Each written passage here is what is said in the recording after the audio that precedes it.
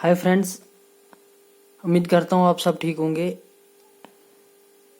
मैं एक और वीडियो के साथ आया हूँ जेईई मेंस का क्वेश्चन लेके जो कि 2023 में पूछा गया है और ऑर्गेनिक कंपाउंड है। क्वेश्चन में पूछा गया है in organic compound undergoes first order reaction, के ऑर्गेनिक कंपाउंड है उसमें फर्स्ट ऑर्डर रिएक्शन हो रही है।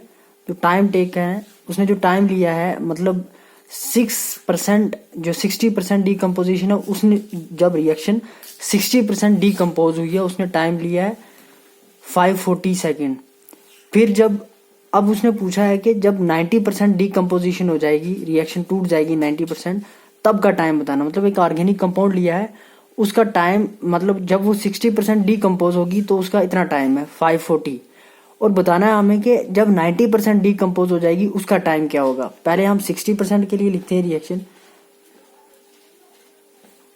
T is equals to 1/k, ये फर्स्ट ऑर्डर रिएक्शन है, ln of A nought divided by A nought. हमें टाइम पता है, इधर से k की वैल्यू निकाल सकते हैं हम, at T is equals to 540। Reaction में यही, मतलब क्वेश्चन में यही बोला है कि हमें 60% जब डीकम्पोज हो जाएगी तब हमें बोला है उसका टाइम दिया हुआ है, हमें 90% जब डीकम्पोज होगी उसका टाइम बताना है। तो टाइम इतना दिया है, मतलब जो A नॉट है वो होगा A, और जो A होगा वो हो जाएगा 0.6, मतलब 100 माइनस, मतलब ये परसेंट है ना, तो परसेंट 100 में से कितना बचेगा 0.4, ये 0.6, 1 में से 0.6 गया तो बनेगा 0.4 फॉर 90%। अब 90% के लिए हमें निकालनी है 90% डीकम्पोजिशन जब कंप्लीट होगी, डीकम्पोजिशन जब 90% कंप्लीट होगा, A नॉट जो होगा वो A के इक्वल होगा, और जब A होगा वो 0.1 के इक्वल हो जाएगा। क्यों?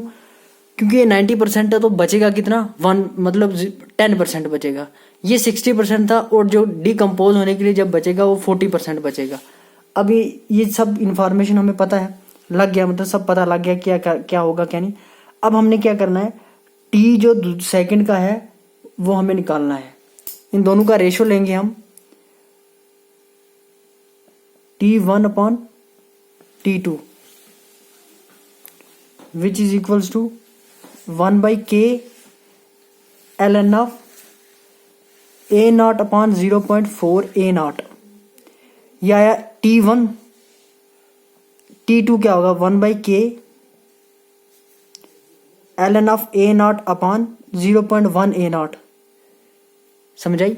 ये मैंने T2 लिखा, T2 की वैल्यू, मतलब देखो T का ये फार्मूला था हमारे पास, है ना, ये फार्मूला पूरा था, और हमने क्या लिखा कि 60% डीकम्पोज हो जाएगी जब रिएक्शन 60% डीकम्पोज हो जाएगी, बचेगी 40%, 40% डिवाइडेड बाई 100 बचेगा 0.4%।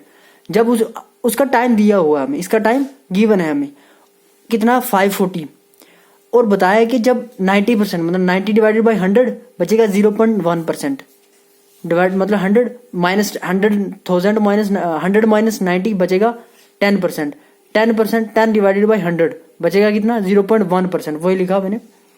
तो अब वैल्यूज गिवन है, हमें पुट ही करना है। 0.4 अपॉन T1 की वैल्यू गिवन है विच इज इक्वल्स टू, ये और ये कटेगा, ये और ये कटेगा तो आएगा ln of 10/4 multiply by ln of 10, तो ये बचेगा ln of 540 which is equals to ln of 10 minus ln of 4 divided by ln of 10, तो ये आएगा 540 upon T2 which is equals to 1 minus 0.6 upon 1। तो जो ये वैल्यू आ जाएगी, मैं इधर लिखने लगा हूँ, इधर